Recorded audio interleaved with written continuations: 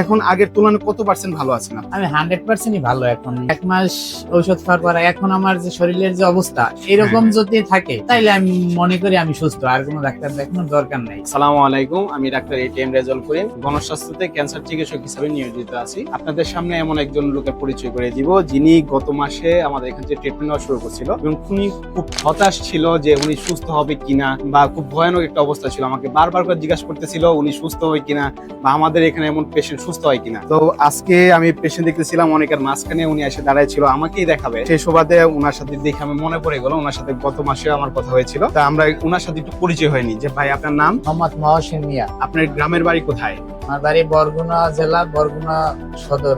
বরগুনা জেলা, বরগুনা সদর উপজেলা বরগুনা। জি। গ্রামের নাম? ছোট লবণগোলা। ছোট লবণগোলা। লবণগোলা ইউনিয়ন 6 নং বুড়িরচর। 6 নং বুড়িরচর। বরিরচর। আপনি আমাদের এখানে ট্রিটমেন্ট নিতেছেন কতদিন যাবত? 1 মাস। 1 মাস ট্রিটমেন্ট নিয়েছেন, আজকে আসছেন দ্বিতীয় মাসে ওষুধ নিতে। জি। 1 মাস ওষুধ খাওয়ার পর আপনার অনুভূতি কি? আমি এর আগে আরো 1 বছর বাইরে চিকিৎসা নিয়েছি, কিন্তু শেষে আমি ভাবছি সুস্থ হব না, এবং আমার রিপোর্টের অবস্থা ওইরকমই ছিল। কিন্তু এই 1 মাস ঔষধ খাওয়ার পর এখন আমার যে শরীরের যে অবস্থা এরকম যদি থাকে তাইলে আমি মনে করি আমি সুস্থ, আর কোনো ডাক্তার দেখানোর দরকার নাই। আচ্ছা, আপনি যে অবস্থায় ছিলেন গত মাসে আসলে একেবারে দুর্বল একটা অবস্থা, শরীরে শক্তি পাইতেছিলাম, বারবার এখানে শুয়ে পড়তেছিলেন, একটা অবস্থায় ছিলেন। এখন আগের তুলনায় কত পার্সেন্ট ভালো আছেন আপনি? আমি 100%ই ভালো এখন যদি বলি, কিন্তু আর এখন আপনাদের এখানে 4 মাস ঔষধ খাইতে হয় এই কারণে আসছি।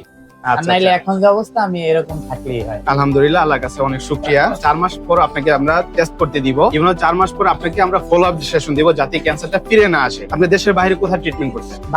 আমি বাংলাদেশের অনেক টাকা খুঁজেছেন। অনেক টাকা খরচ? অনেক। আচ্ছা, এই পর্যন্ত কত টাকা খরচ করছেন? 8 লক্ষ টাকা। 8 লক্ষ টাকা। কতদিন খরচ করছেন? 11 মাস। 11 মাসে 8 লক্ষ টাকা খরচ করে আপনি সুস্থ হন নাই। আমাদের এখানে মাত্র 1 মাসের চিকিৎসায় আপনি আলহামদুলিল্লাহ অনেক ভালো আছেন।